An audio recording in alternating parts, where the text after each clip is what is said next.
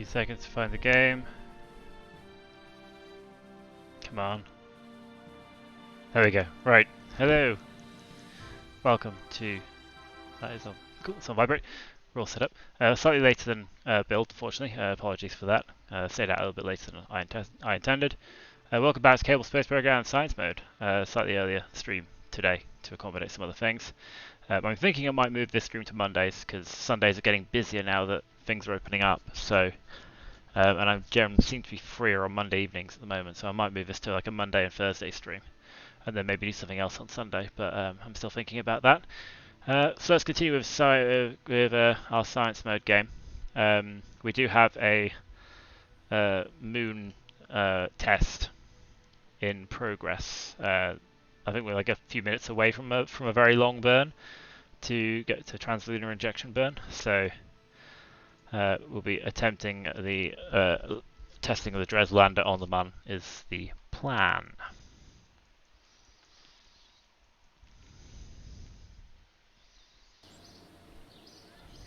So let's head straight for the tracking station.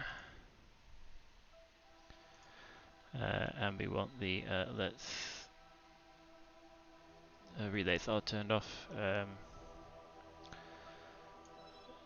Dres lander. Let's fly you. And continue all of this operation.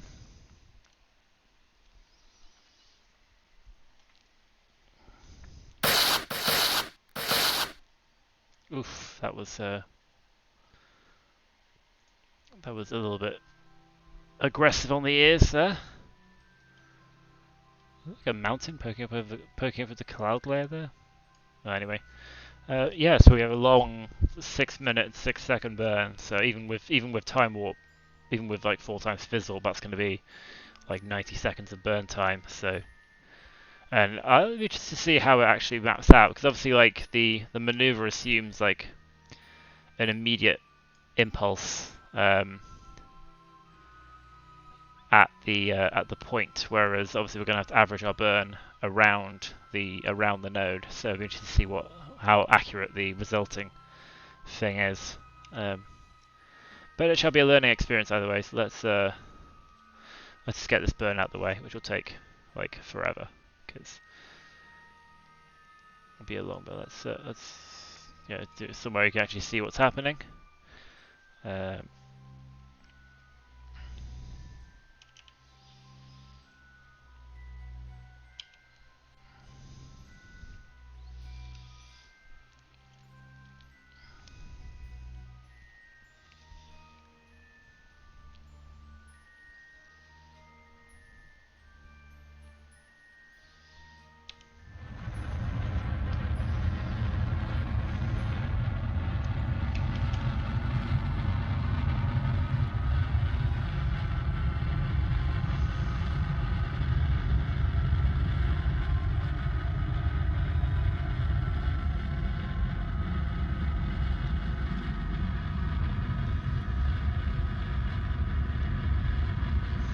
I hope you enjoy the sound of nuclear engines running at 4 times normal speed, because that's what we're going to be listening to for the next minute or so.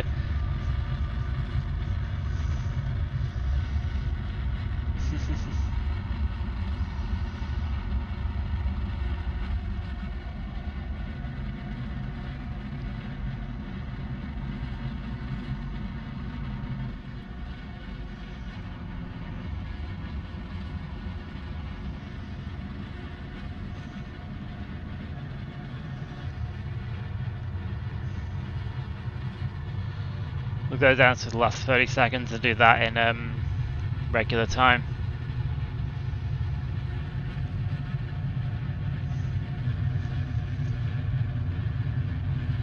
That's what we're going to have to get used to. Nuclear engines, they're very efficient, but they're not very fast.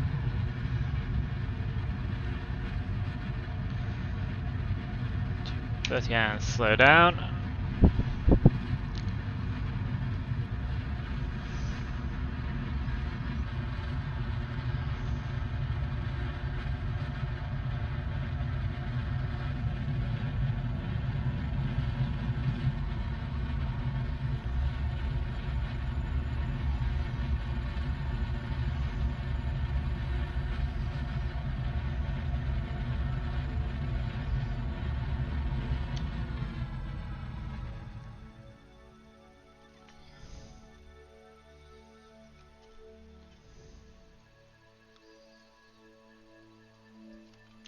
What's our current orbit like?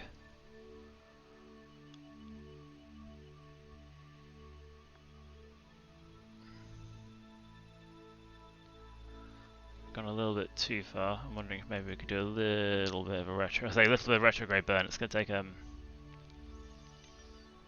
little while to rotate round there, but it was actually not too far off what we actually intended. I think we just overburned slightly because I think since the mod, these nuclear engines don't immediately cut out, and again, like that scene, I imagine that's kind of more realistic because like a nuclear reactor doesn't immediately shut off like a rocket engine, right? So maybe if we just so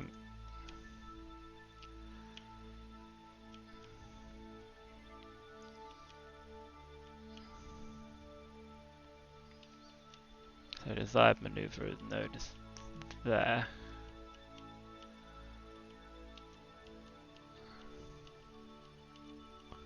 Let's just see if we can't do a slight touch correction here.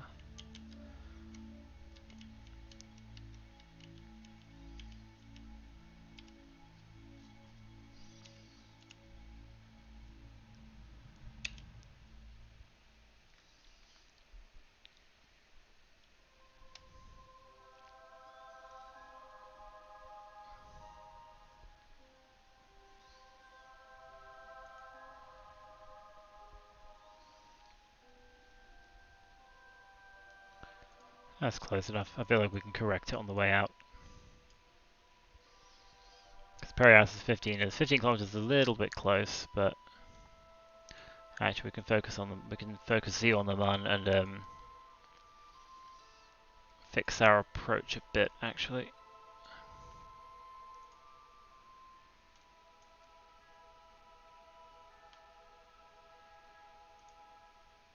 how to maneuver. Let's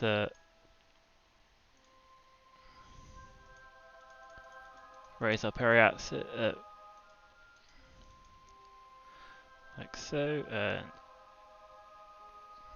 we do want it to come out. That's good in. We want to slow down a bit.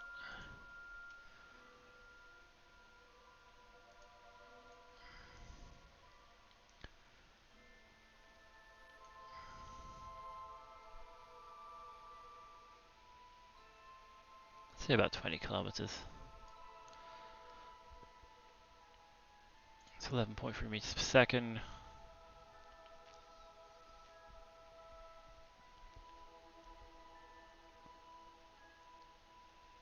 Again, we have to get used to like cutting these nuclear engines before, like a little bit before, because it does take them a little bit of time to cut out. Which I'm assuming that is the result of a mod. So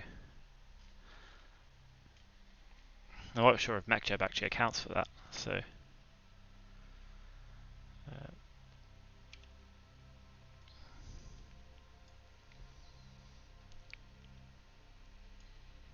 if we let's time warp to that maneuver.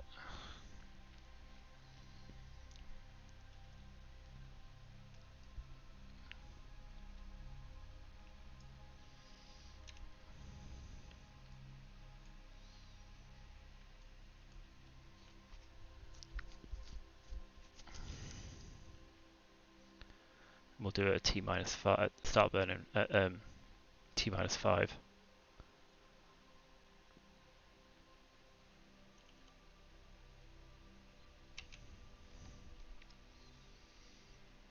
We're not going to do the full thing, we're going to try and do it in a controlled manner.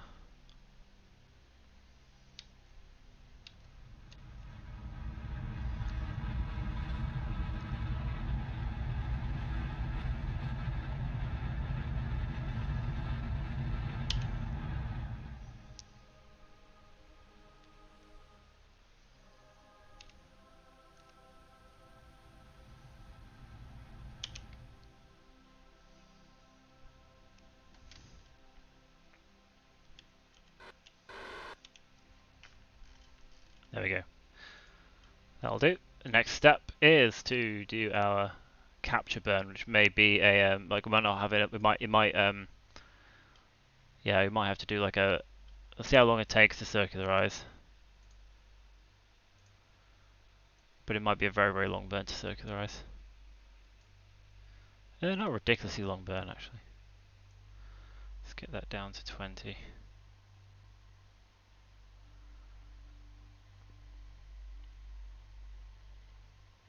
Two-minute burn.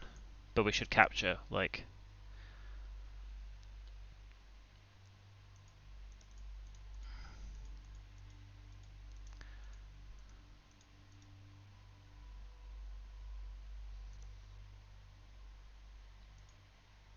23 to 20 is fine. We should capture like part way into that burn, so we want to make sure we don't overburn it. So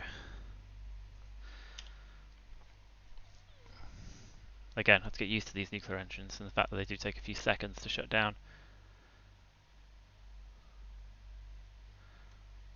especially considering these larger ships take a while to rotate. You don't want to overdo a capture burn because you will you might accidentally deorbit yourself.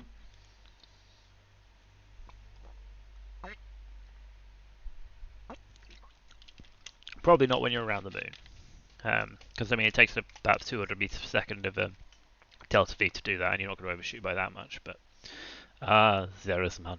Right, let's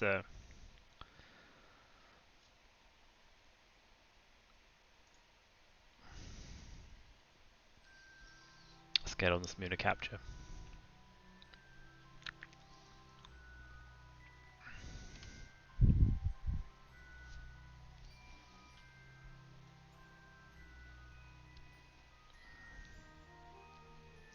And we're doing this burn in the dark, which is always fun.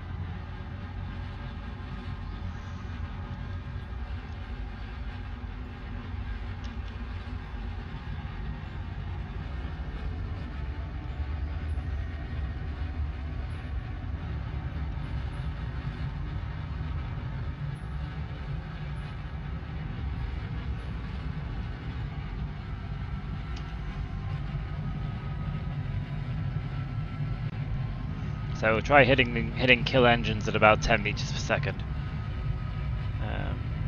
Well, say about 15 meters per second. We'll try killing engines and see how many meters per second we get added on.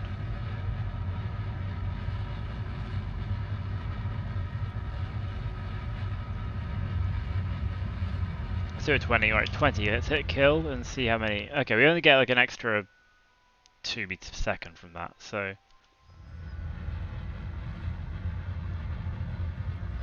It also takes time for it to like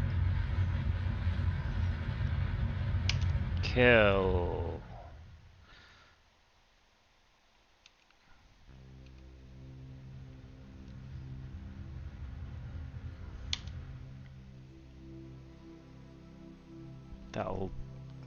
That'll do.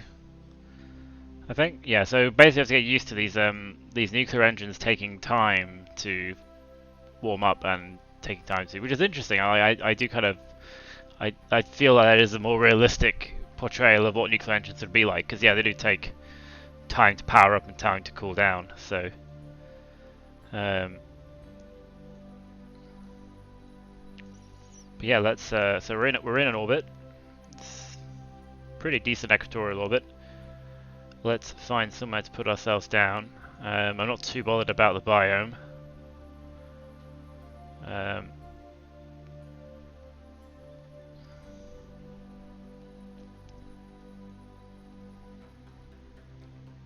Don't want to be too hilly though, but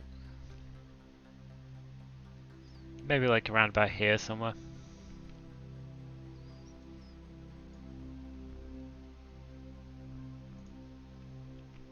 Yeah, so we're going to do a thing where we deorbit, which the deorbit burn might take a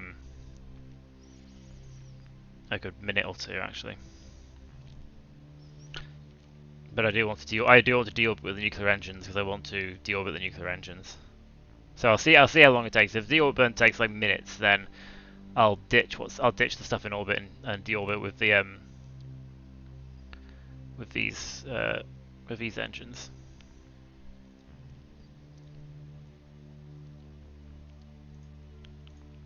Add a maneuver.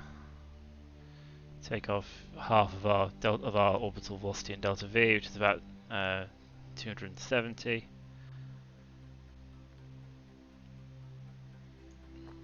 Yeah, that is a 1 minute burn.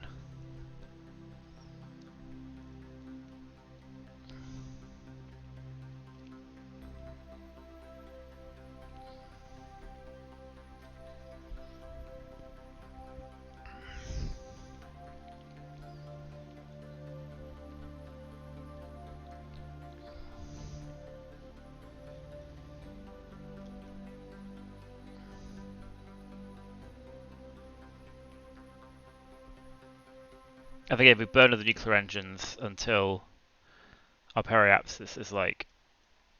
Again, we're not too bothered about where we land, so I'm thinking if we get like...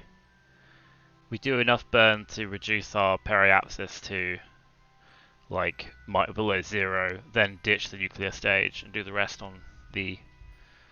yeah, do the rest on the chemical engines.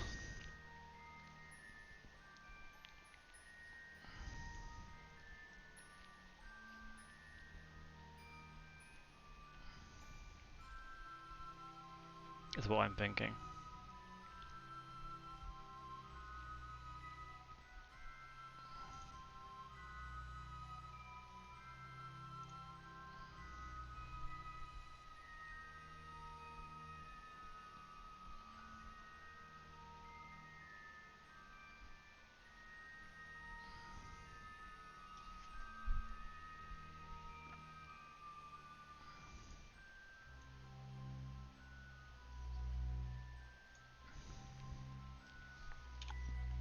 Okay, we shall point at our maneuver node.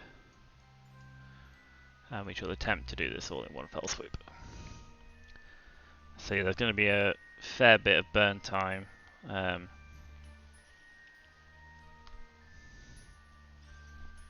We'll just try and do this. So we want to get down to about 270 meters per second overall orbital speed.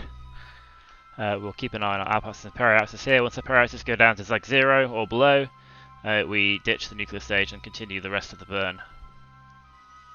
We ditch the nuclear stages, essentially, will be the plan. So,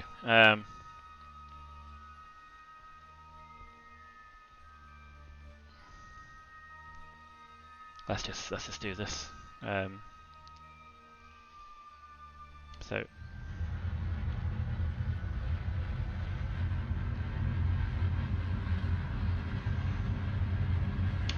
Okay, right.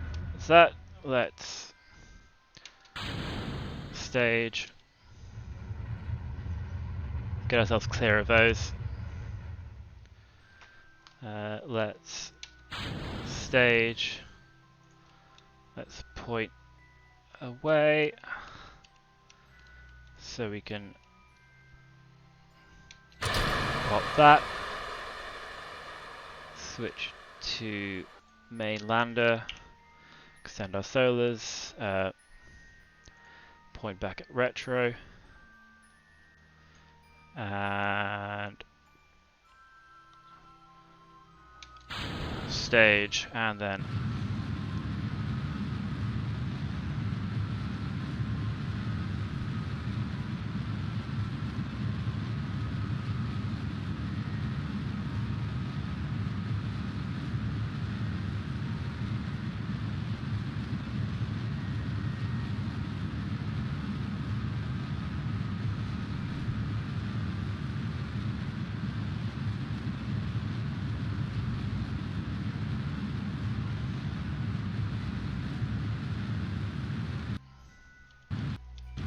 There you go. Right.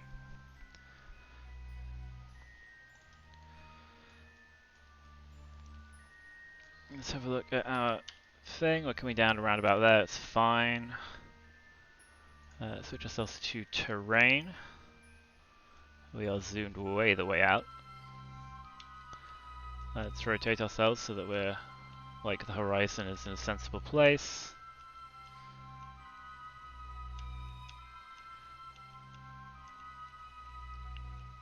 Cool. Right. So.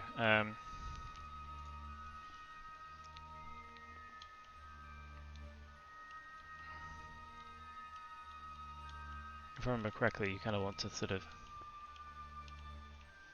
You want your apoapsis to be, was it about double your current height? I think, but could be wrong.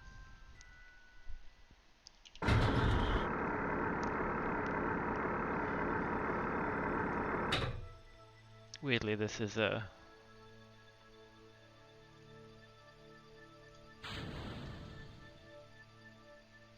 Don't know that one, no, this one. No, that's already. Yeah, I think that's.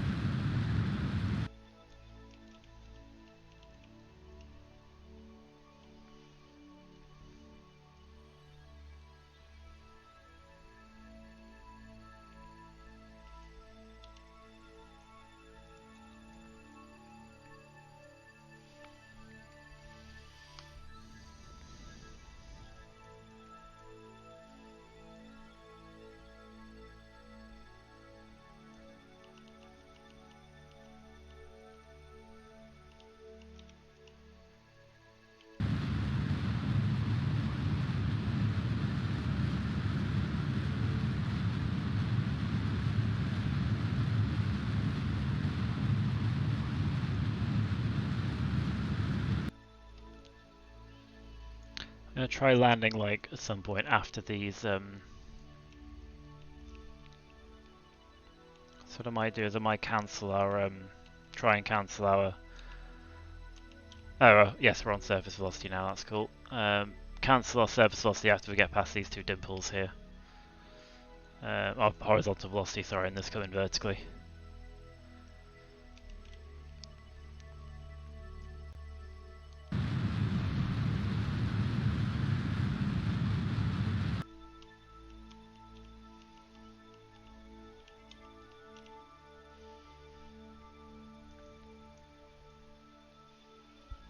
So suicide burn countdown.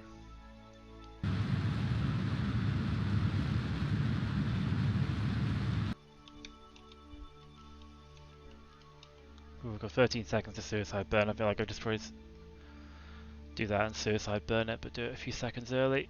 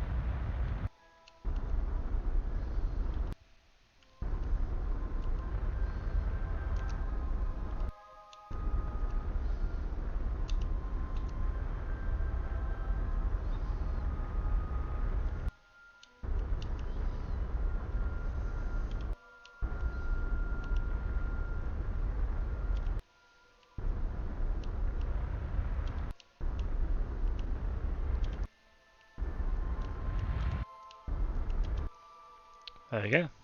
That is nice and easy. Barely even a worry in the world. Right, so we are down.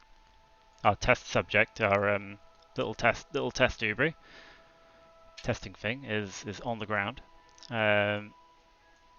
So let's do a screening because it's always a good idea to do a screening. Oh wow, like the sun is directly above us, so it's like that's pretty cool. Let's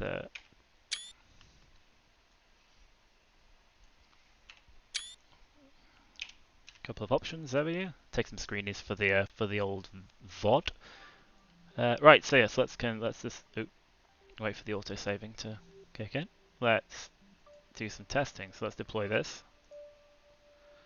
like so. Let's try this old. Right, let's just double check that you actually remember everything. You do remember everything. Let's see if this works. So.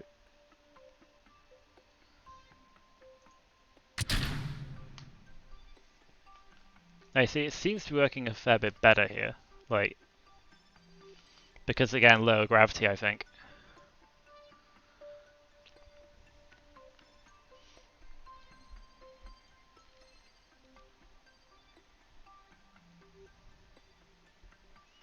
Hey, why is he?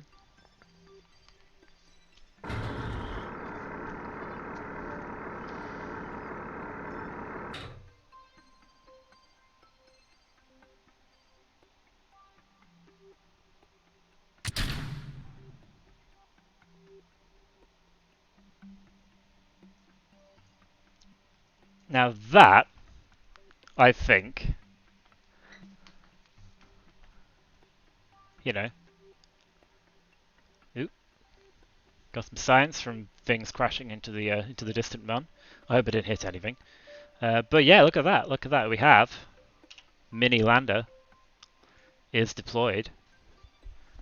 995 meters per second of delta V. 3.75 TWR, but that is with the thrust limiter way down.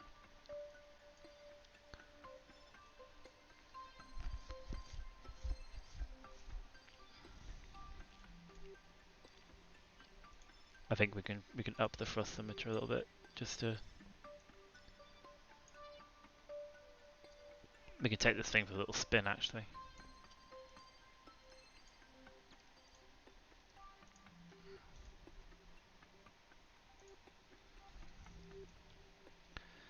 Because in theory, like it should be fine to let's take it for a little hop.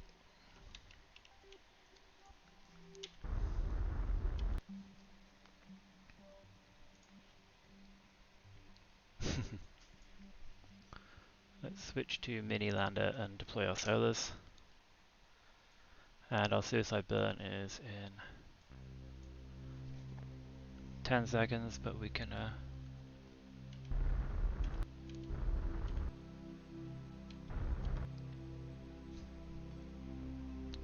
radial out. Oop. Okay, this will be a little bit less performant with Kerbals on board, but we do have the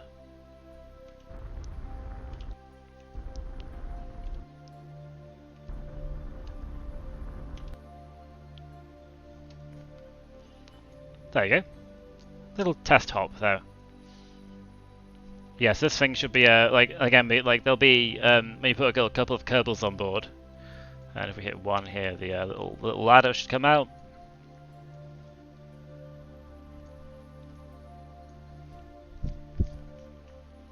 Definitely feel like this is worthy of yeah.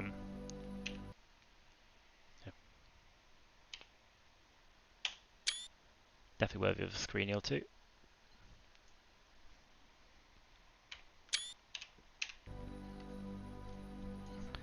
But yeah, I forgot to do a screeny when it was next to it. But I mean, we can test the like landing back near it again,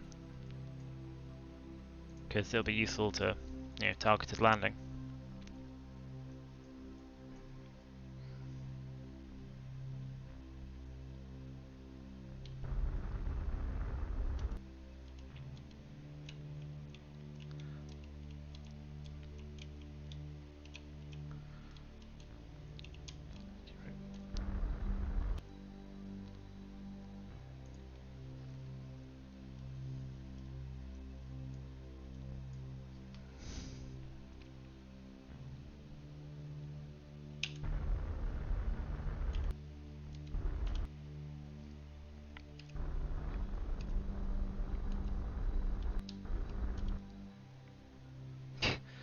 Yeah, this thing could take some damage. This thing, there you go. I think that works. Oh, Lord Jar Jar Binks, my master. You have followed. Thank you for the follow. I love the username. I'm a fan of no problem there. Yeah, I'm a fan of Daft Binks theory myself. Even though I know it's not canon, but I kind of wish it was. Anyway, right. I feel like this is a successful test of the Dres lander. I think. It successfully deploys the mini lander in low gravity. We can hit all the ladders and everything now. Oh, some more thing. Oh wow, 92 for that thing. More things crashing in.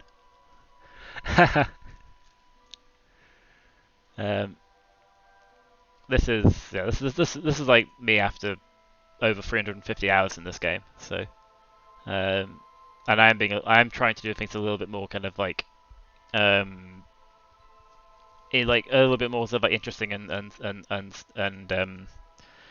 like pushing the envelope a bit in terms of like what I'm comfortable with in this game, just to try to be a bit entertaining. So things will go wrong.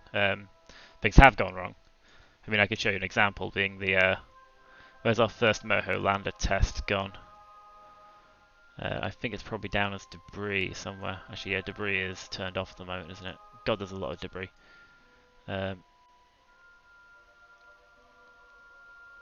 Dres lander debris. Moho lander rover. Let's switch to that for a second because I think this is near. I think this is nearby the other thing. Ah, yeah. Actually, have you managed to land on it? Have you managed to land on the Mun? Because it's like, I mean, that is itself like a really Oh wow, it's dark here. And we're also inside the. Oh no, this is the one that landed successfully. No, there was the other one which I'm not sure if I can find it now. Dres lander debris, Moho lander debris is there. It might be that one actually. It doesn't have a ship with it. Maybe it's this one. Yeah, like the first Mun landing is like a really big achievement, and this is one of the things like I really like about Kerbal Space Program is. There we go. Yeah, this is our first Moho lander attempt, which as you can see, did not land very well. We managed, like, fortunately, like the top stage was enough that it could rotate itself back to facing upwards, and we could take off. But this was our first attempt at a Moho lander, which landed sideways. As if like sorry, question to you, Lord Jar Jar. When you landed on the moon first time, did your lander tip over? Because I feel like lander tipping over is like a rite of passage in Kerbal Space Program. Like, oh, you crashed. Oh, did you manage to recover the Kerbals, or did they or was it a quick load scenario? was it an emergency F9 protocol? Yes, anyway, let's head back to the Space Center because I'm happy with this. I'm happy with this Moho lander design. With this Dres lander design.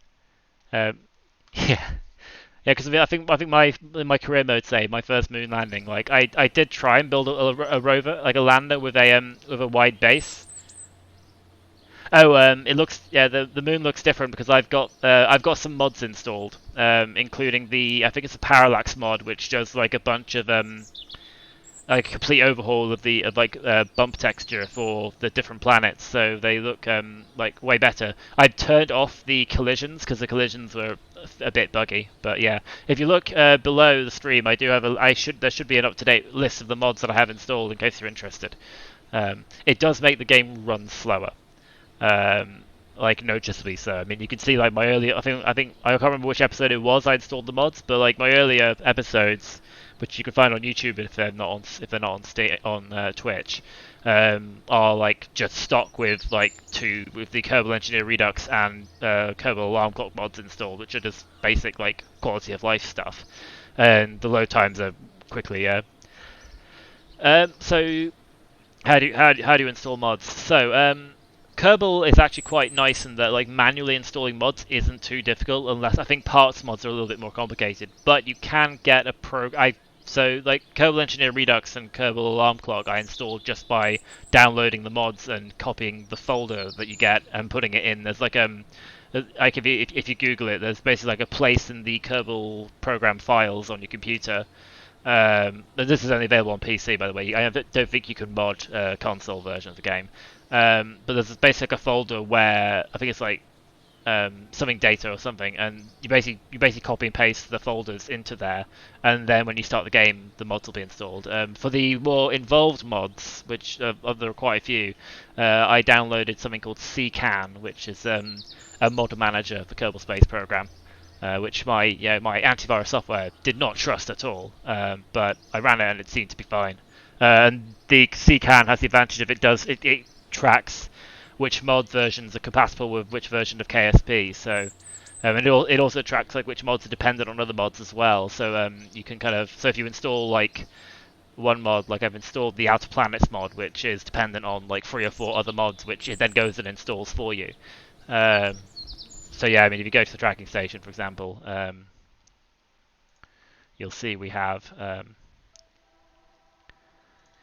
we zoom out, like, I have added a few more planets to the Kerbal system. So the Kerbal system, usually, like, there's usually have Elu outside the orbit of Jewel, but Elu is now a moon of Sarnus. And then you have, these are like the Kerbal like analogs of Saturn, Uranus, Neptune, and Pluto. So I have more things to go and visit. Now, bear in mind, like in my career mode save, and so far in this save, the furthest I've been is Juno. We're now in the process of planning a trip to Moho and Dres because we have a couple of apparently we have a couple of very close together transfer windows coming up. So we're getting ready for that. So the Moho stuff is all launched and in orbit and ready to go. Warp drive, ever heard of it? I haven't looked into that mod specifically. I have installed a parts mode, which is like I think it's Kerbal Interstellar Extended, which adds like a load of sort of more tech tree. Because the like one of the things is like the base tech tree in Kerbal Space Program is like, especially if you use science labs, which are a little bit overpowered in terms of like how much science they generate based on how because you can just keep launching labs, and they can generate loads and loads of science. Like you can in my career mode save, I've only been to Juno and Ike, and I've got all except for one of the base tech tree unlocked. So because they'll be generating a whole load more science because there are more planets and there's more stuff and they're sending up labs, etc. I did add a few more bits, a few parts mods which add a few things to the tech tree. So yeah, so there's a lot more stuff to spend science on as a plan. I mean, you've got things up here like things requiring 8,000 science. There is FTL. I'm not sure how the FTL works. I mean, like to be fair, like I'm not fully. There's like these new parts mods have added it's added like a whole load of stuff. Like there are new sort of resource types. There's like thermal energy, like gigawatts is electrical energy, etc. And there's new types of rocket engine that are based on there's a whole load of stuff that I don't know how it works at all. So like I'm gonna have to figure that out at some point. Like at the moment, I'm just using like mostly base tech tree, but at some point. You want to go further, you should download Warp Drive if you want to know what it is. I'm assuming that like with Warp Drive, because I imagine there's probably mods that add sort of other like neighboring star systems that you can kind of go to. Because I mean, like, Warp Drive sounds like it would be sort of more useful for like going interstellar. But this stuff is like, yeah, this is for yeah, I've got no idea what even half of these things are. So looking forward to experimenting. So I've already got some like new parts which I don't know what they are. So yeah, I'll have to do some experimentation at some point. But I'll definitely look into Warp Drive, because I think there is the faster than light stuff on this, like the mod that I do have installed, includes the I can't remember how you pronounce it, the Super or whatever it's called, the you know, the like the hypothetical sort of warp drive that could work if you have like 10 times the mass energy of rest mass energy of the sun at your disposal. Mm.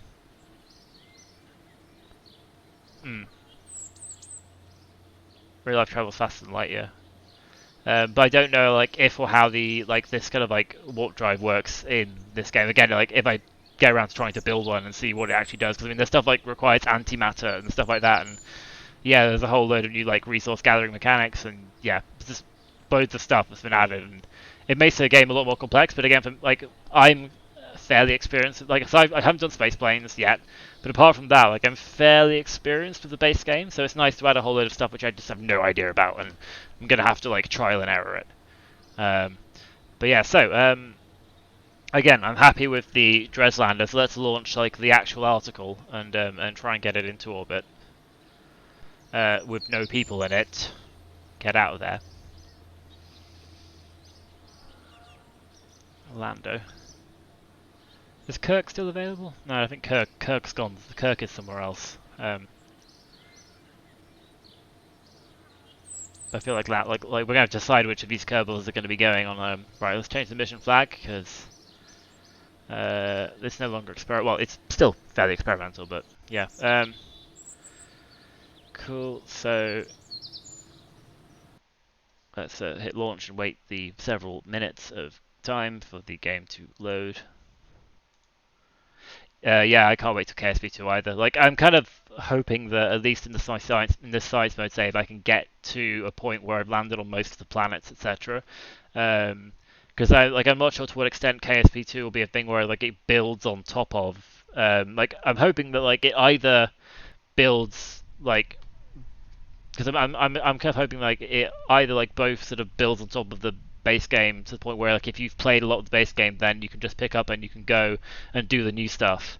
Like I'm hoping that like you can take like your like a KSP 1 game save and then continue on with the added KSP 2 stuff, because that would be brilliant. But also like it's gonna have, obviously it's gonna be, they're gonna have like it's gonna be for new players as well. So I'm kind of hoping they do manage to like merge those two criteria, because it'd be cool to like pick up a career mode save that you've like pretty much completed in KSP 1, and suddenly like now you've got all the additional stuff for KSP 2 to go and do. But then again, like an existing save might sort of, it might not necessarily be compatible, because obviously there'll be a whole load of like changes going on. But anyway, let's try this old thing. I won't bother using MechJeb again because I do kind of like controlling the rocket myself, even if I'm not very good at it. I say I'm not very good at it. I mean, I only crashed like a few of them, and to be honest, I've crashed them because of design flaws rather than me like not be able to fly it. I say that now, like just watch me like pile drive this thing into the Kerbal Space Center.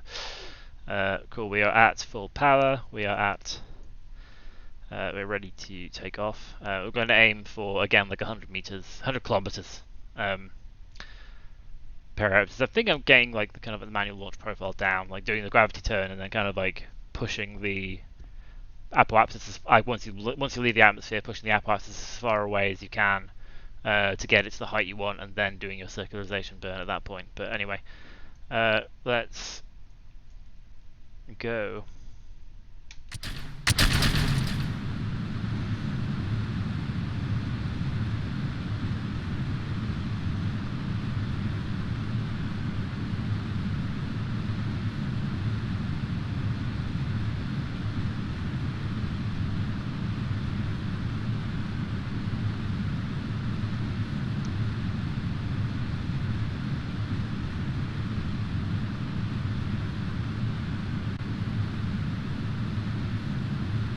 Oh well, we do want to start our gravity turn at some point.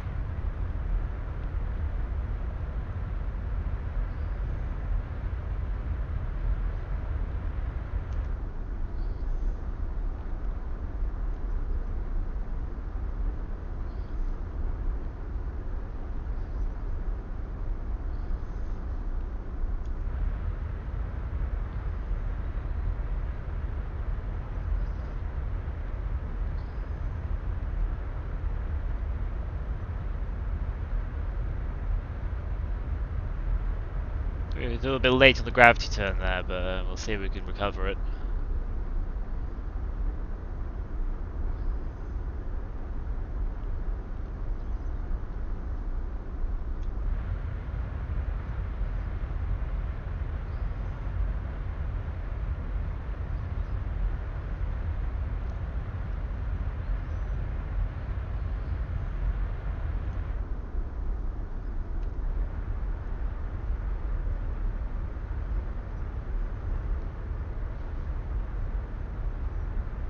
Our Parallax is still very, very low, as in like very, very negative, considering we're...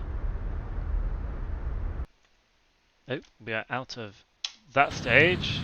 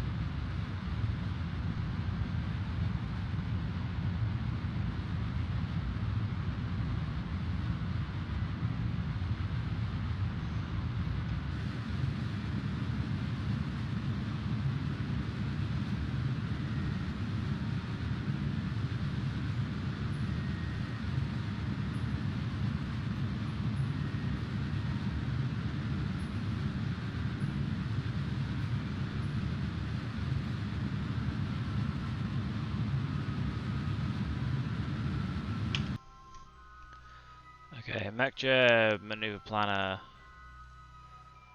We want to circularize the data boxes, create nodes, start burn in 59 seconds.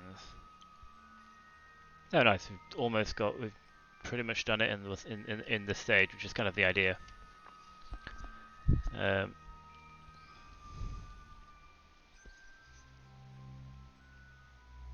So we'll do the majority of it in oh yeah, we also want to make sure we hit the old solars, because we're going to be leaving this thing in orbit for a few weeks.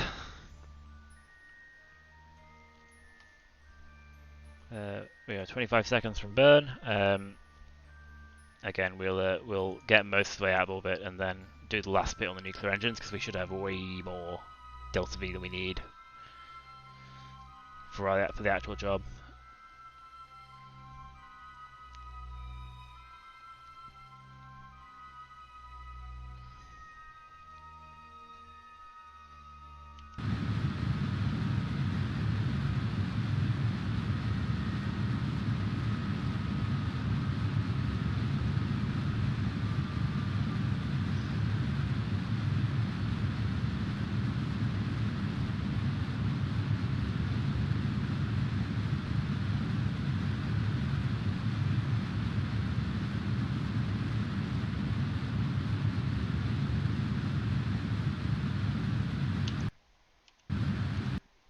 I'll do, right.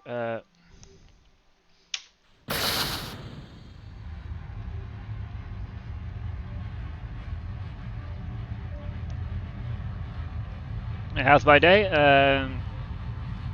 My day is doing quite well at the moment. I'll get back to you once I finish this burn, because once we've done this, we'll be okay. 7, 6, 5, 4, 3, 2. Hit the thing, because nuclear engines take a little while to cool to finish up.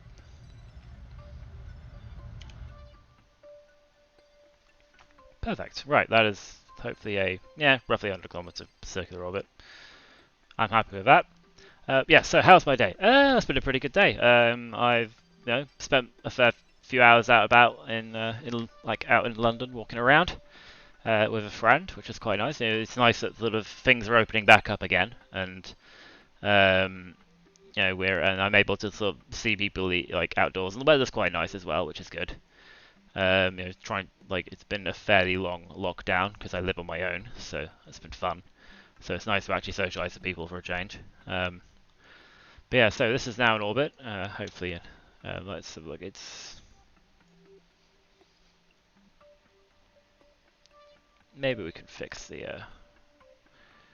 Yeah, let's fix our inclination a bit. I mean, it's not that important, but set as target. Maneuver planner is still open. Let's do a match planes of target. 39-second burn.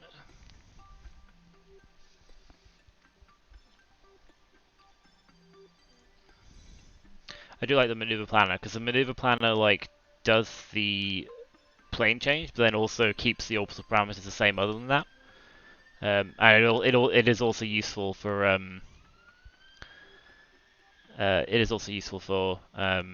like for example, quickly calculating, doing the setting up the circularization maneuver when maybe you don't have quite enough time to do it, and also start the burn. What do you do? What do you do for a living? I am a software engineer by trade. How about yourself? Aside from a Sith Lord.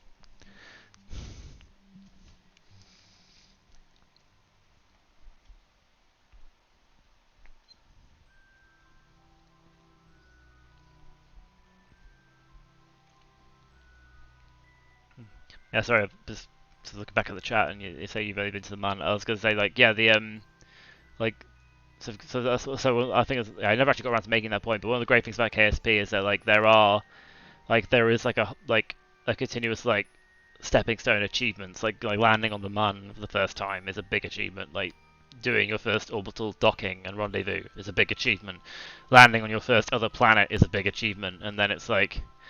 And there are all sort of things that you can when you get a grasp of the mechanics, you eventually like work your way up to. Like probably like landing your first space plane is probably a big like on the runway is probably a big achievement as well. And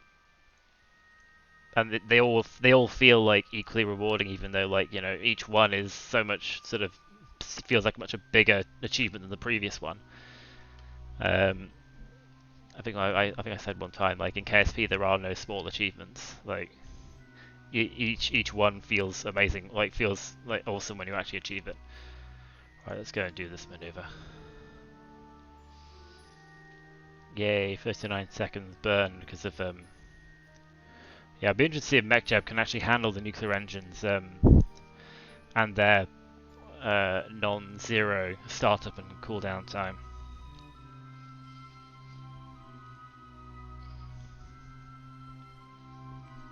Yeah, once we've done this, we can start doing the last final piece for the Dres mission, which will be a set of communication satellites. So, quite kind of a bit dull really, but once you've got them set up, ideally you don't need any more setup. So it shouldn't be too complicated because I'm not that bothered about the fuel. Because I mean, hopefully there'll be loads of fuel in this thing when we get it there, which the mothership can hopefully like suck up. And again, the mothership should have enough fuel to get there and back. 5 seconds to go. Alright.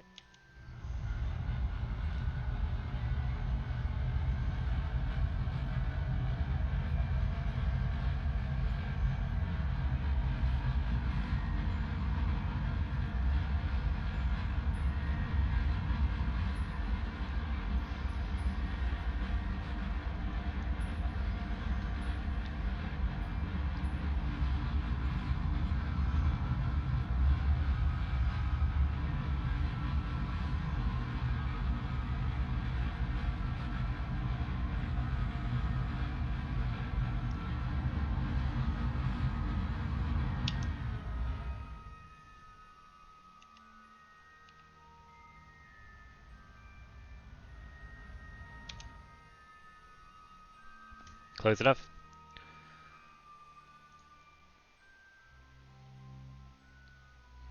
Let's point ourselves prograde.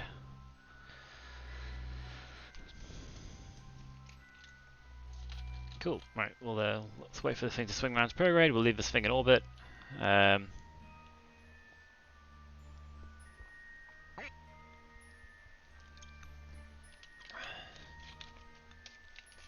then we can try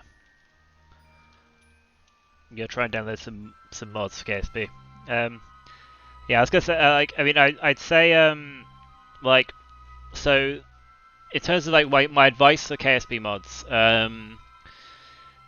Like so I think I've had this discussion with another sort of KSP streamer, like in chat, and I think the consensus was basically like there are some which are like it's probably worth researching them because like there are some which are like considered quality of life, which like for example the like Kerbal Engineer Redux and Kerbal Alarm Clock, which are the two first mods I installed, are like they're kind of like they should be in the base game really. Like they're that useful. Like Kerbal Alarm Clock's great for if you're flying multiple ships at once, you can put the maneuver nodes etc. on a thing, and it'll tell you like it'll give you like wherever you are in the game, it'll give you like an alarm saying like this maneuver node's coming up. You can jump to the ship and do it.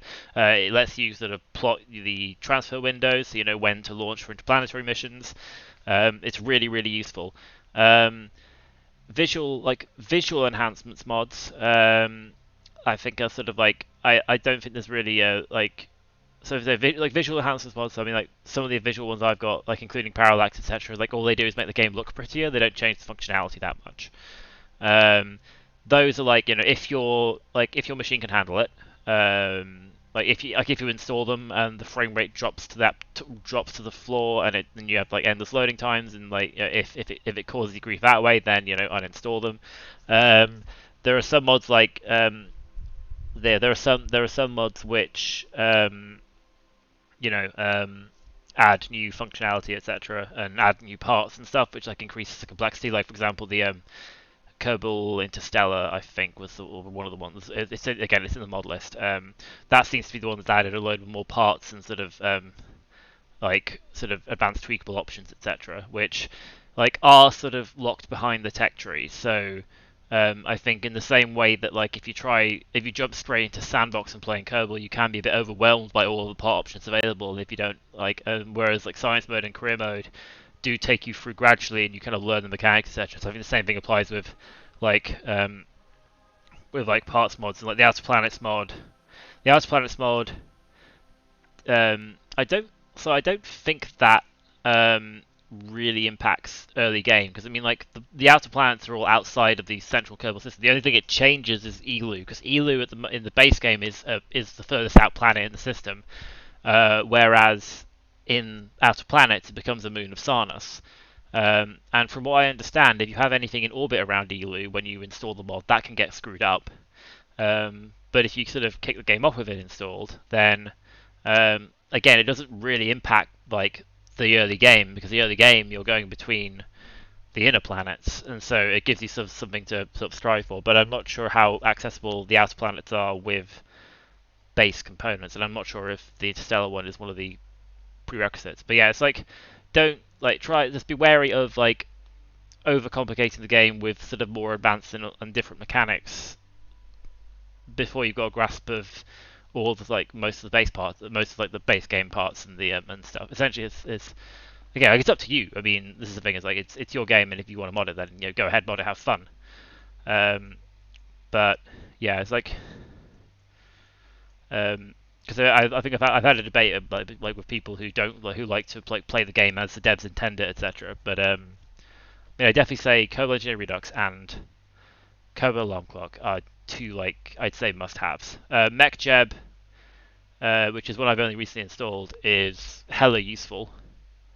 It even does things like you can have it automatically launch and land things, which obviously takes a bit of fun out of the game. But having said that, I think like it is set up such that in career and science mode you do have to like you gradually unlock its functionality. So I think like you unlock the functionality as and when you like as at a point in the tech tree where you should have been able to demonstrate that you could do the skills. So at the moment, like here, for example, like if it's kind of like a routine thing, or if it's like a rocket that I've launched that's been launched several times before, and I just want to launch it efficiently, I might have MechJeb do the launch. Or if I mean, there was an example where I was doing like a completely unmanned probe, and I wanted to test whether how good MechJeb is at landing at a target on like an atmosphereless body, and yeah, I did it, and it seemed to work pretty fine. So like my kind of thinking at the moment is, at least for this playthrough, because I'm streaming it, etc. Like if it's something that becomes routine, like say an orbital rendezvous, I've done a few of those now. I might use MechJeb to say like plot the orbital rendezvous maneuver, do the maneuver myself. Because you can also have MechJeb like execute maneuvers and stuff as well, which again, like it's sort of taking the gameplay aspect of the game out, which again, it's like it's useful to have there if you like. Again, if it's like a routine thing you've done it 100 times before, and you just want to do a rendezvous and a docking automatically, then I feel like it's potentially useful. But I wouldn't go like some people consider it a like must-have mod. I'm kind of like, you know, when you're a dab hand at KSP and you just want to click a button and watch the thing you designed go and fly up a dock or something, then I mean that's when you use MechJeb. Anyway, to the KSC.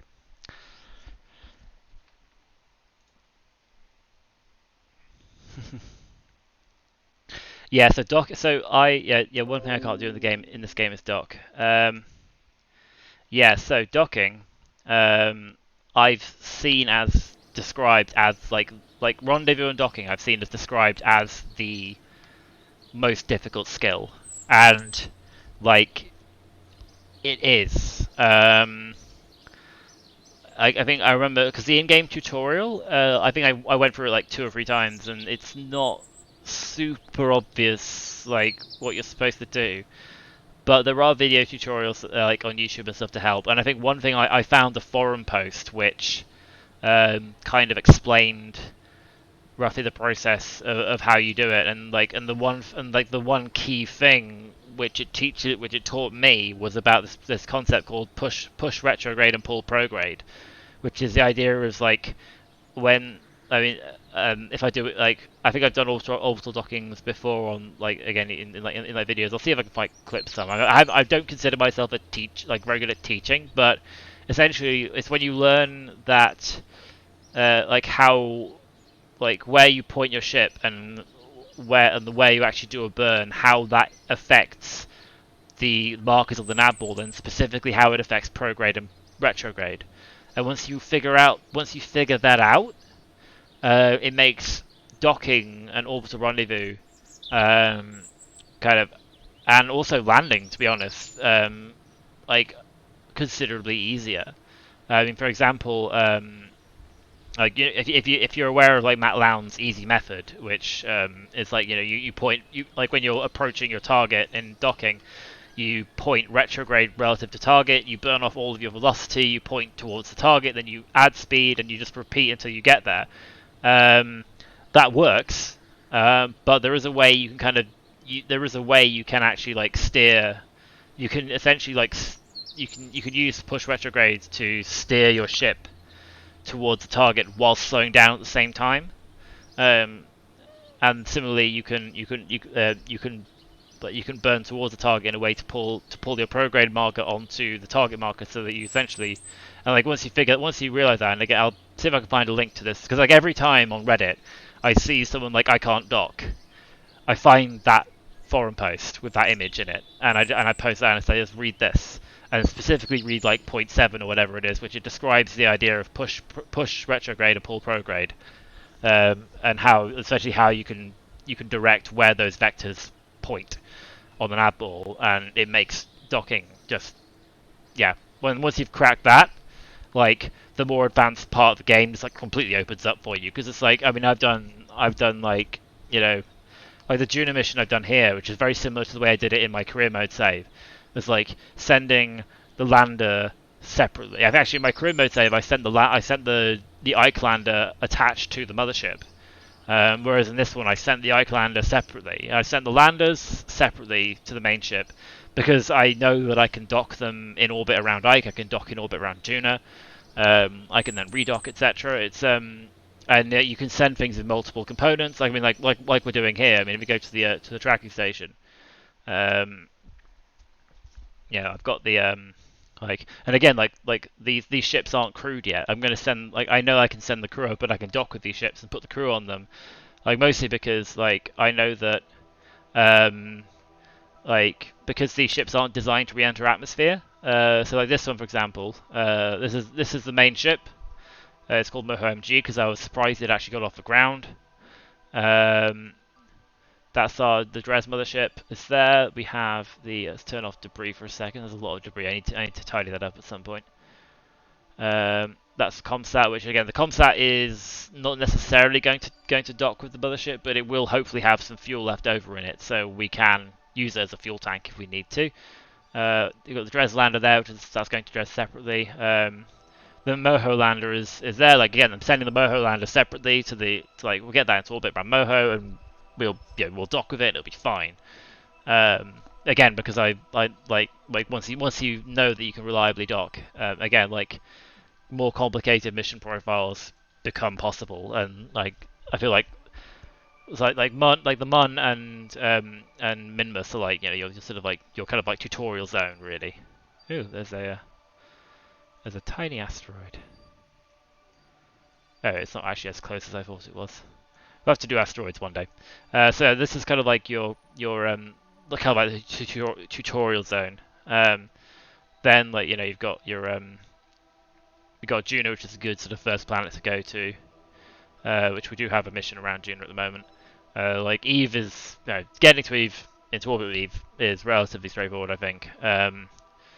Landing on it is and taking off from it especially is like one of the hardest things in the game. Then you've got like Dres and Jewel, and this and basically like in the base game, Jewel and Elu are kind of like that's kind of like later game because you need like you're too far away from the sun for your solar panels to be effective, so you need to have unlocked the radio thermoelectric generators. So yeah, by that point you're kind of like by the time you're sort of exploring Jewel and again like Elu in the base game or in this expanded version like these things, you're going to need to have unlocked nuclear tech to be able to actually like power your stuff. But yeah, all this stuff kind of like it becomes a lot easier once you've mastered docking. But again, like it's one of those things. It's like it's a learning curve. It's a skill. And once you've learned how to do it, like you don't lose that knowledge, and the game becomes. It's just like the game doesn't become easier, but it becomes like a lot more kind of. You've got a lot more options. And it feels amazing. Like when I remember when I first managed to like do docking completely on my own without the tutorial, without looking at things, and just like this is how I do it, and now I can do this, and it feels great. But anyway, I'm getting a little bit sidetracked, but I don't mind. Like I do like talking about this game as much as playing it, and also talking about space stuff in general. I'm really into space stuff. I realized over the pandemic. Like, I mean, I've kind of known sort of like my whole life that I've been interested in space stuff, but I kind of rediscovered my passion for it over the last year, especially with all the SpaceX and stuff, and like SLS and all the different sort of private space companies all doing stuff, and yeah, it's fun. Anyway, let's go to the web to start working on a communication satellite deployment, and because these communication satellites are going to be not at Moho, which means we're not going to worry too much about overheating. I don't think we'll need to worry about them overheating at Moho anyway, because they're just communication satellites. They're going to oh,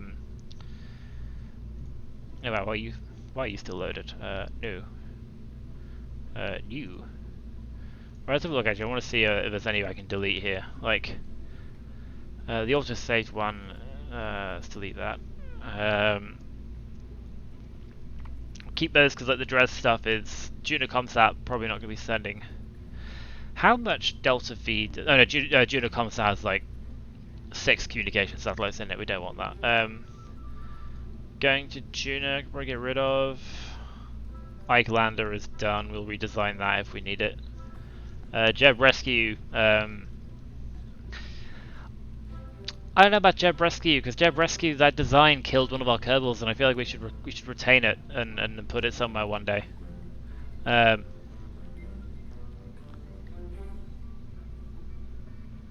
my game data for KSP. Where do I put the mod? Oh no.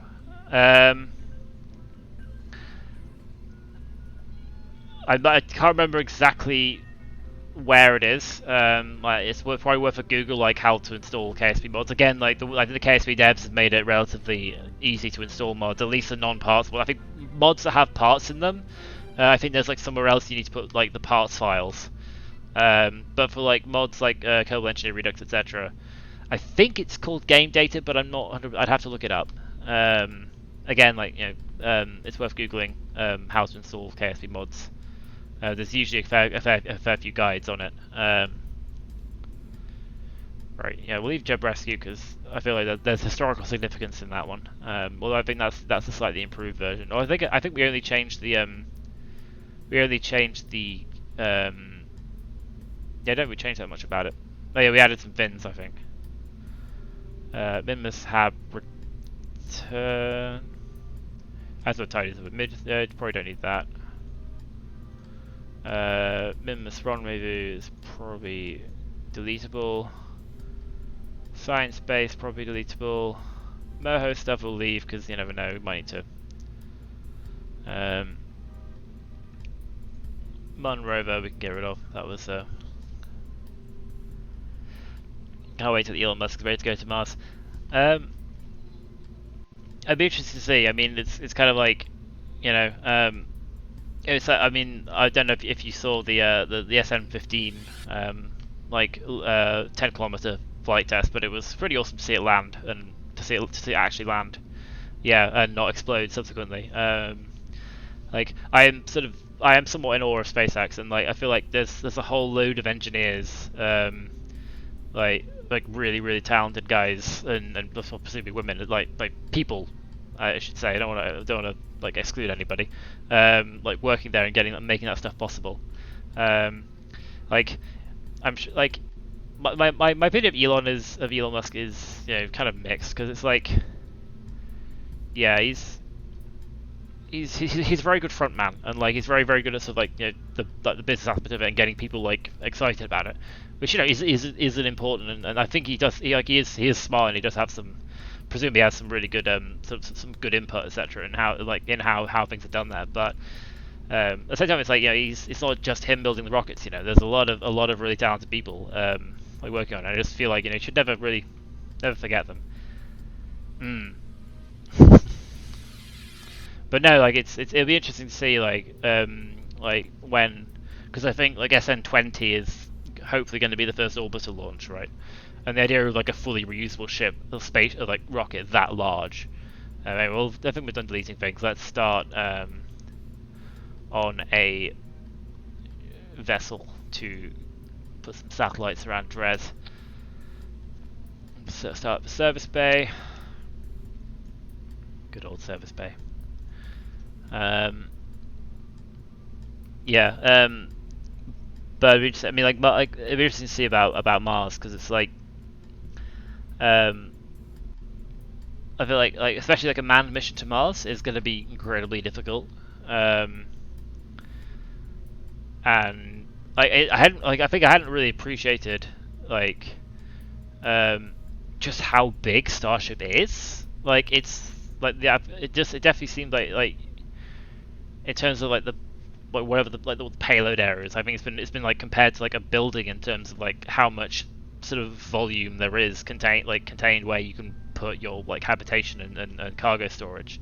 Yeah, it's like it just seems massive. And it's like, considering that much space, I can imagine you could fit provisions and stuff to last like a year, or like several like a year or two in space to be able to go to actually visit Mars. Obviously, there's a whole lot of like human spaceflight on that time duration and like radiation and stuff, which like a whole load of problems that like known issues we know we have to figure out, but there'll be a whole load of unknown stuff as well, which is like, and the problem, I feel like rapid prototyping, like when you're launching and landing stuff on Earth, like works really well, but at some point, like it's, yeah, Mars has its own, or it has a very weak magnetic field, and yeah, it's got very little atmosphere, and what's there isn't really breathable.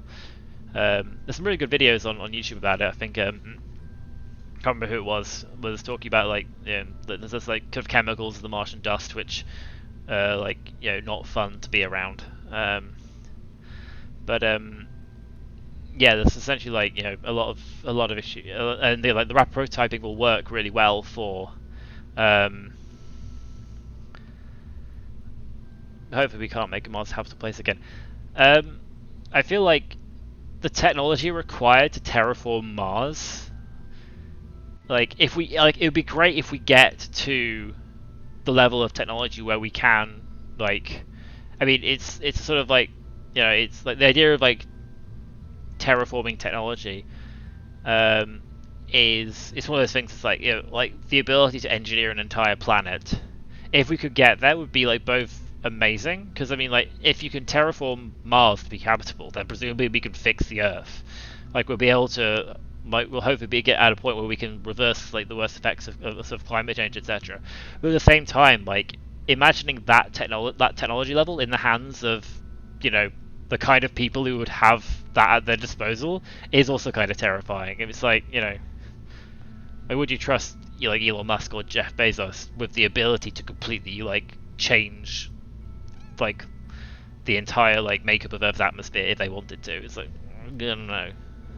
It's one of those like, you know, like nuclear power. It's like, it's like you can't put that genie back in the bottle once you figure, well, like once you let it out. And I mean, like, terraforming technology, like, humanity is going to need it at some point, because, you know, if we are to survive. Mm. But again, even like an exoplanet, like, you know, even if we find one that is identical in its like parameters to Earth, in terms of like it's the same size, it's got the same atmospheric composition, it's got the same magnetic field, etc. It's like if there is a biosphere on there at all, which, you know, if it's got the same atmosphere, it's probably going to have a biosphere of some kind. It's not necessarily going to be compatible with our life, like, so that kind of like technology level, we need to get there eventually. Remote guidance unit. Sorry, I'm getting distracted. Yeah, 1.6 light years? I think it's probably a bit further than that. Because, I mean, the Proxima Centauri is our closest star, and that's 4 light years away. Yeah, I think it's a little bit... I might be wrong. Like, I'm pretty sure it's about 4 light years to the nearest star. But anyway, what are we doing? So this isn't, like... I'm not planning on using this as a fuel tank, but I'll build in the ability to. So we want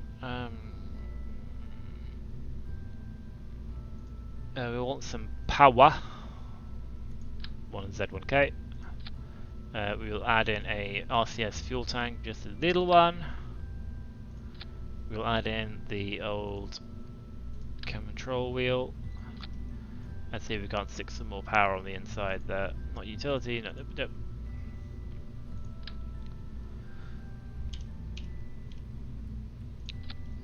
There we go.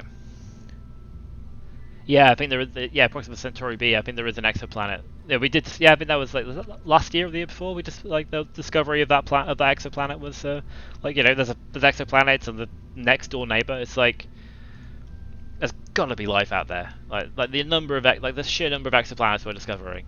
It seems like most stars have planetary systems. So, you know, if it have, like, I think like the craziest thing will be if we discover life like elsewhere in our solar system that has evolved and like developed independently of Earth's. Like, it's not been like, you know,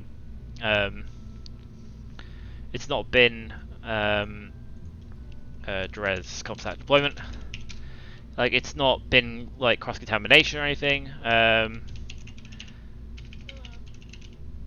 Yeah, I can't type today. Dres contact deployment. Like that, we will give this a Dres contact deployment name,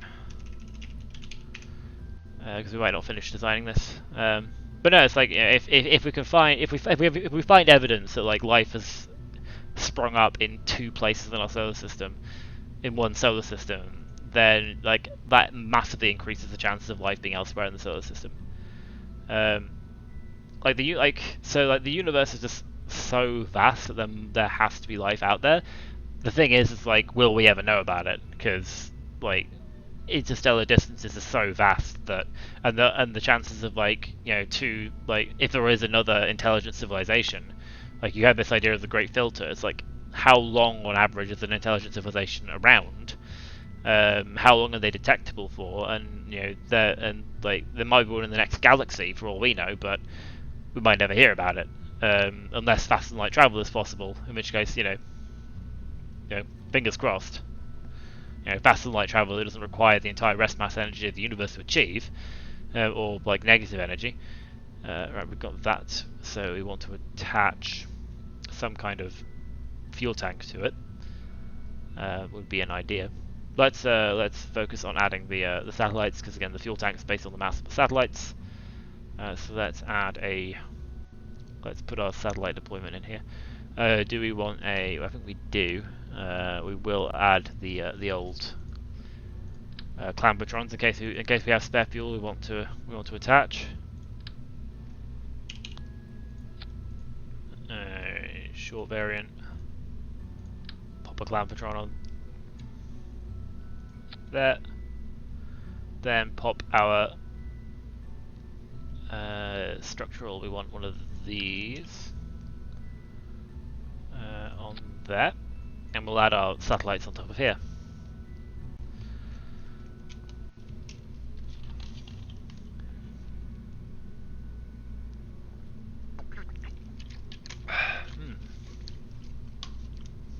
But yeah, I mean, it's like,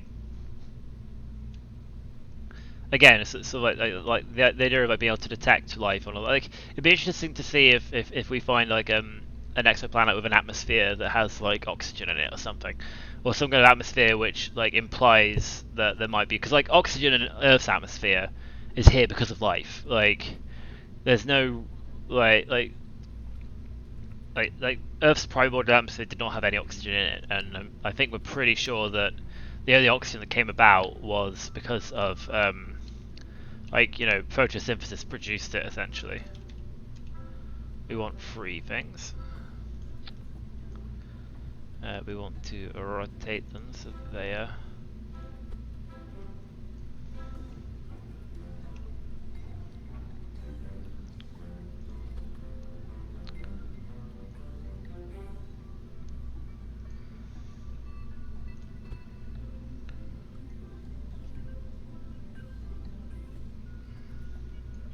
I'll do.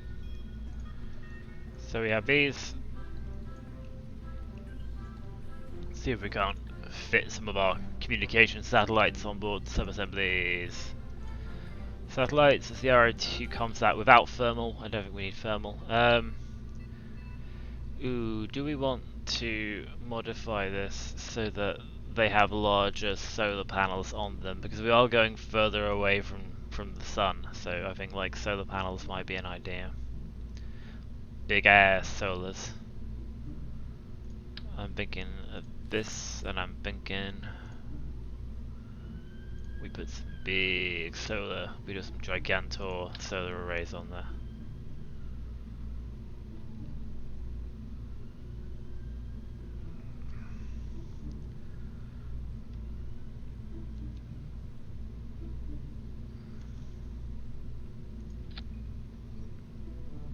Actually, I think what do I do if I do this first and then give that to symmetry. Actually, do we want the RA2? I don't think we do we?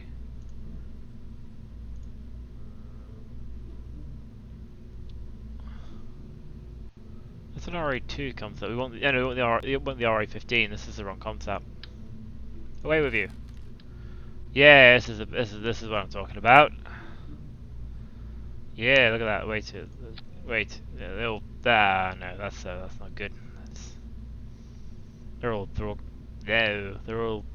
colliding with each other. What a terrible thing. Right, I'm sure we can fix this with science. Actually, you know what? I think we'll do what we did last time, which is that. Yeah, place mode. Let's go release for now. Let's switch back to here. Let's go to structural again. Let's whap this bad boy off. Let's get a structural tube. Pop the structural tube on. Make the tube a little bit longer. Pop this back on top of the tube. Then we stick the octagonal strut. That's probably a good idea. Yep, let's have 3 of them. Attach them here. Attach the octagonal strut to them, like so. We then go to our sub-assemblies again, get our RA15 ComSat, we add them here, and then hopefully they do not interfere with each other. Nice. Cool. Switch back to filter by function. We want to disable staging on these decouplers because we don't want to stage them. We want to decouple them manually. There we go. We want this to be in a separate. We want the engines to be in a separate stage to the decoupler.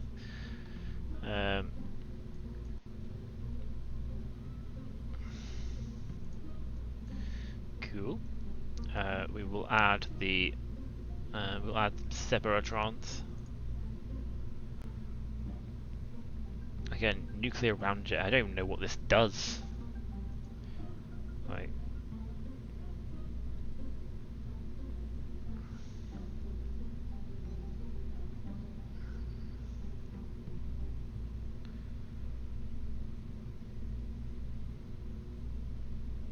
DLC. Do I have any DLCs? I have both of the DLCs. I have the yeah, I have both the Making History and Breaking Ground DLCs. I think I bought the whole. I think I bought the whole pack, the complete edition with both DLCs along with it. So I've never played base game, which is so I never realised that some of the parts weren't in the base game.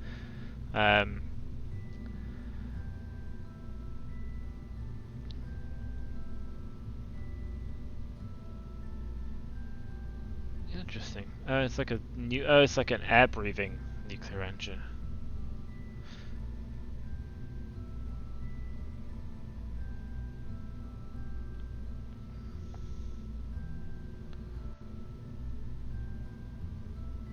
Anyway, I want Sepratron. I don't want nuclear ramjets. Right, we add these to this one, so the entire thing like jettisons at the same time. Oh, you didn't hear because your Wi-Fi went off. I'm a software engineer by trade. Yeah.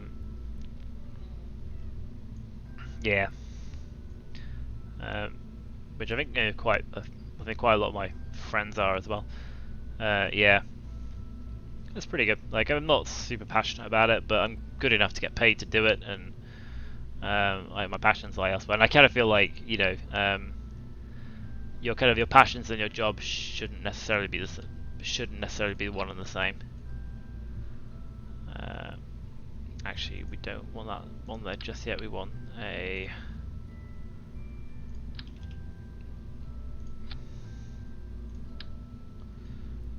decoupler. There we go. This is basically, we're going to close our fairing around this, and then it allows us to strut the any like side boosters to the top of the rocket without issue. We do want a suppose back to structural. Let's grab one of these and pop this on here, and let's grab a little not 18. We want a TD12 structural tube. Yeah, so the structural tubes are in the DLC, which I didn't realise. Like, they're not in the base game, and they're quite useful. I feel like they should be in the base game, to be honest. And we want a NOSCON. That'll do. We'll add some separatrons. We'll add them down here, which will go at the same time as that, which will go after that. Layer those in. I hope we can move those into some staging. Actually, yes, we want the engines at the top actually, because we don't want them to stage at all prior to launching them. I hate to see how much the DLC are. I can't remember. It might be worth.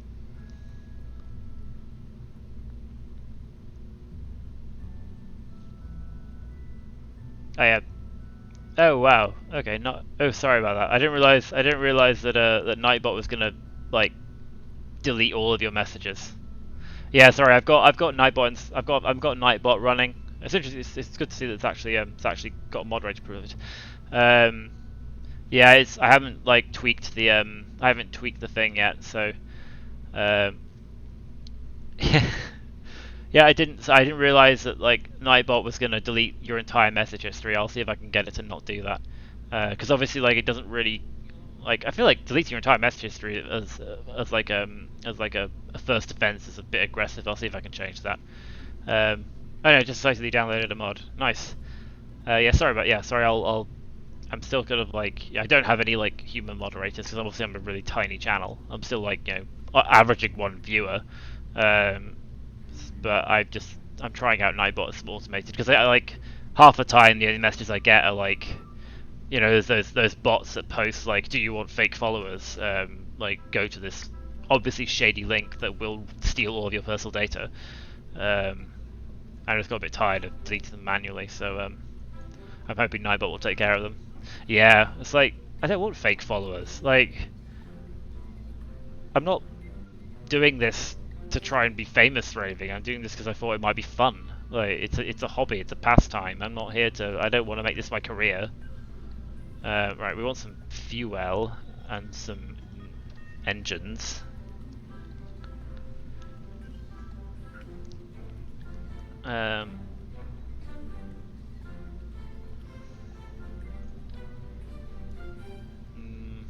That's a bit.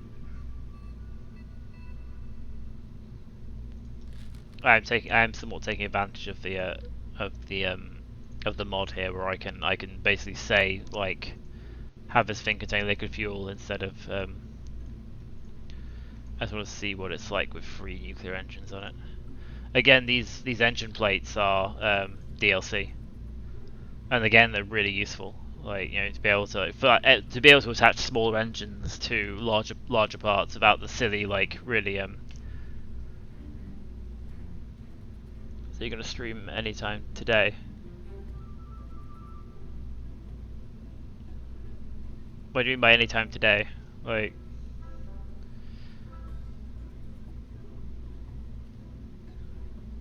I mean, I'm streaming right now, right?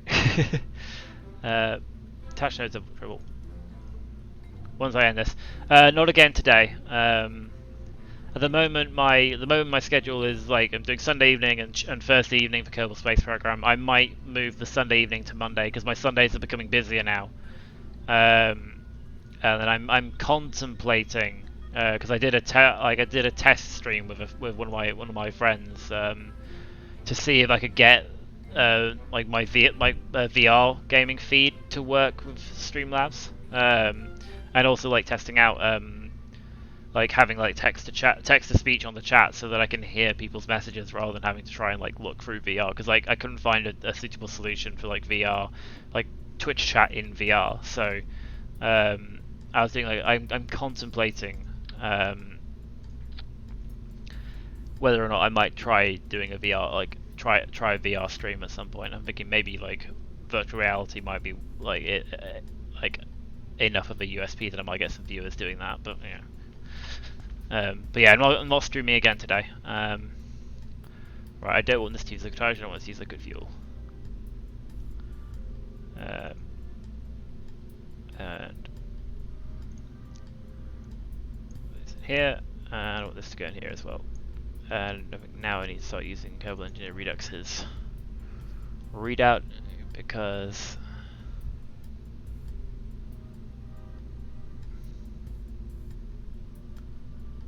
right, these are set up to use the right thing, right? Liquid fuel propellant, liquid fuel propellant. Again, all of these like extra stuff is like half of this is from, most of this is from mod, and like. Just keep me on the time because I want to finish. But I want to finish at 8 o'clock. So at the moment we've got 4,000. According to this, we have 4,000 delta V in stage 2, which it's a bit interesting. Like we don't have any delta V in stage 3 for some reason. I mean, in theory, if this is 4,000 delta V, then we should be fine. There we go, 3,897 meters per second.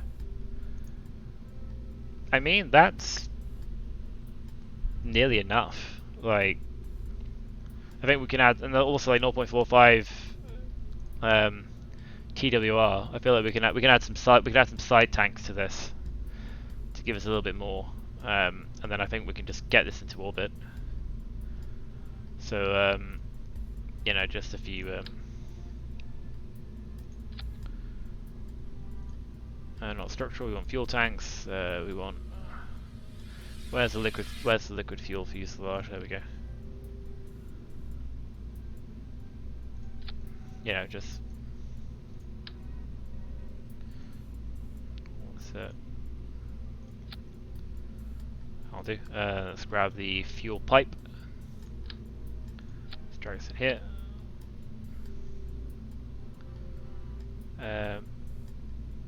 Then we want these in their own little debris, and then yeah, probably here. So that's an extra what 1,000. So that's like 5,000 delta V from low carbon orbit. That should be enough. I mean, if we look at the, I say look at the delta V map. I'm not sure if this delta V map is actually like in good enough detail for you to actually see it, but like Dres up here is about, from low carbon orbit. I worked out about 3,850 delta V to get to an orbit of 12 kilometers. Yeah, no, looking for a game to capture. So yeah, this should be enough to get there. We'll have a little bit of fuel left over. I'm not too worried about having loads of fuel here, because I mean, like the lander's going to have hopefully loads of fuel left over when it gets to Dres, and like we will, and the main ship will be docking with the lander. So yeah, I feel like we should be fine on that front.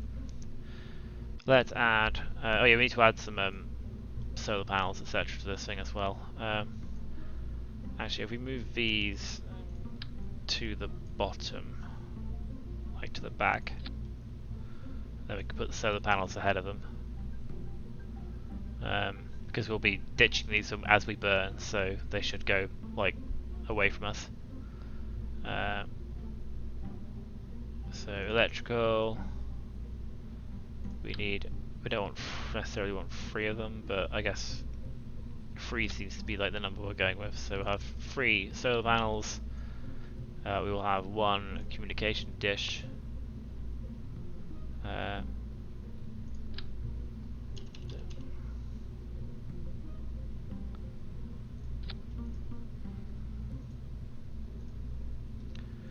Cool. I'm not sure we'll have. Oh yeah, we don't necessarily need to add caps on the thing because we're going to be putting this entire thing inside a payload fairing. Can we go from 5 to 8? We'll be right here. I think that's everything we need. This needs to be on long or medium long. I think long. Check medium long. Yeah, it needs to be on long. Long. But yes, so this thing is our thing. We have solars, we've got Comnet, we've got communication. We do not have our RCS, which I will add now. So I might make this a 2A rather than a 3, so that we can have some RCS thrusters on here. Because I brought an RCS tank, it would be a bit silly not to have the RCS thruster blocks. So let's make that 4 symmetry. How close to the center of mass are we? Oh, we're not. We're way away.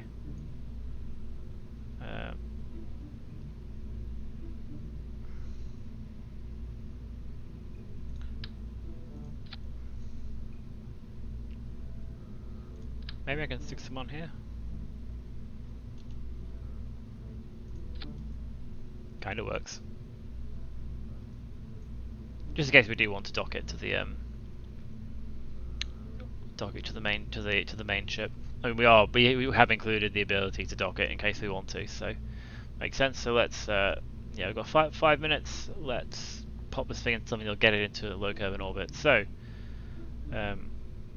again, yeah, I think like this thing is assuming delta V in vacuum. Like, it's just decided the nuclear engines are brilliant in atmosphere when they're not.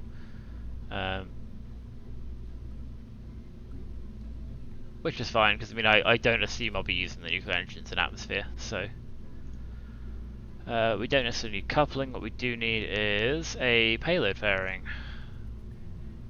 2.5 meters should be enough. Hopefully. It might not be actually.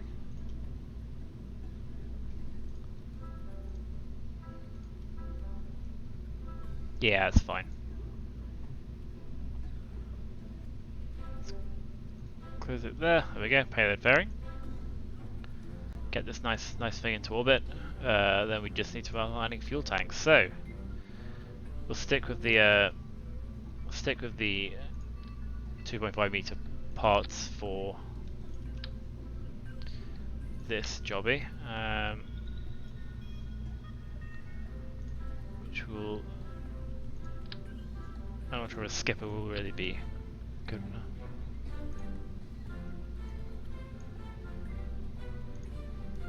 No 0.63. It's not great, to admit. It's kind of annoying. The skipper is very rarely useful. Like the Rhino is huge.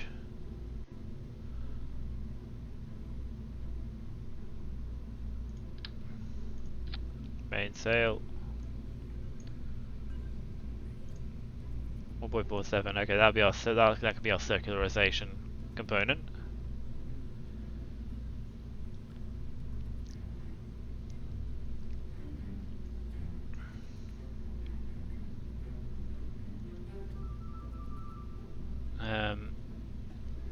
Then I imagine with some we can add some side boosters just for structure, like side boosters just for structure. We are getting close to 8 o'clock actually, so what I will do is I'm gonna stick with 3 because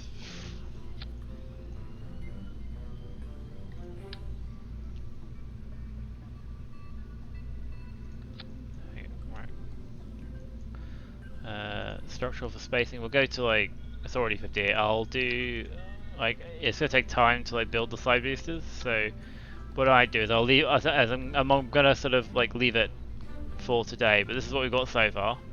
Again, shouldn't be too difficult to get this thing into orbit. Once it is in orbit, we'll have everything we need. Oh, your computer crashed day that night. That's was that? But did it crash while you were trying out the mod?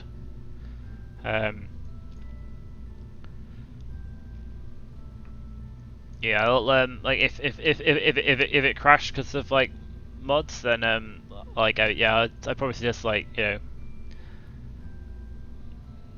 God knows I tried launching a small rocket. Like yeah, it's like it crashed your entire computer. Wow. Okay. Yeah, I'll say with I mean I was kind of a bit like a big warp drive. Yeah. I'd say like with mods and stuff.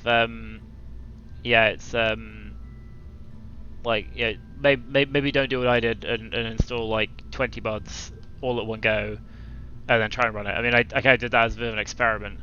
Like I think one of the advantages of using CCAN is that it does like manage the version conflicts. So you like when you install them, like you can be relatively safe that all of the mods are in the right version for the game and they don't conflict with each other.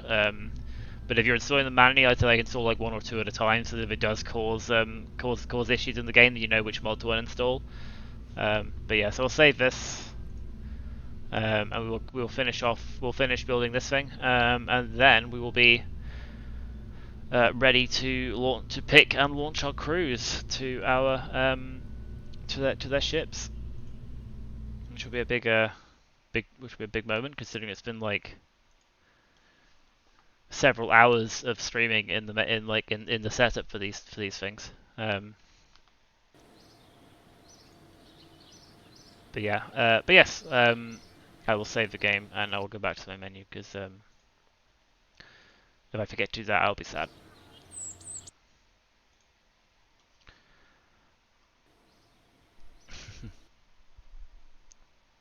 Someone made decent rockets while playing KSP, like the Falcon. Oh right, nice. I haven't tried doing like in-game sort of replicas of like real rockets yet. I mean, I've done kind of like Apollo style mission where you do like the you do like the thing where you flip over and you dock with the lander, etc. With mixed success. But yeah, yeah, I've got some fun, so I need to close out the stream now. But yeah, it's the Apollo style is like it makes like obviously like in KSP you can build something like a direct landing, which I think there were some like I think the Soviet plan was like a direct landing thing, but I think the Apollo approach was picked because like in the real world it was sort of the better option. Um, Even though it involved like docking and stuff, it's more complicated.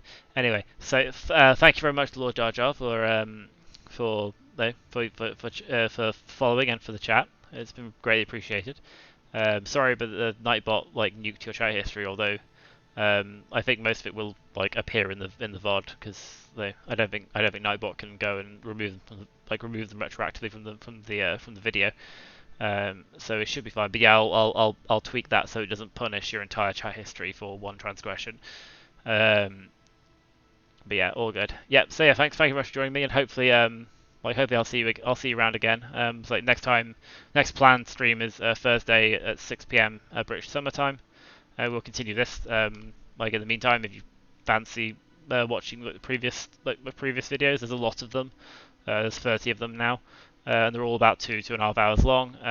If you want to see like how like the entire process of getting here, like I can't promise they'll be like riveting and entertaining because I don't know if I'm that entertaining a person. But you know, I'm getting there. It's part of the yeah. It's a process. Anyway, thank you very much for joining me, Lord Jar Jar, and anyone else who's watching. Yeah, hope to see you guys again on Thursday. Yeah, have a good one. Cheerio.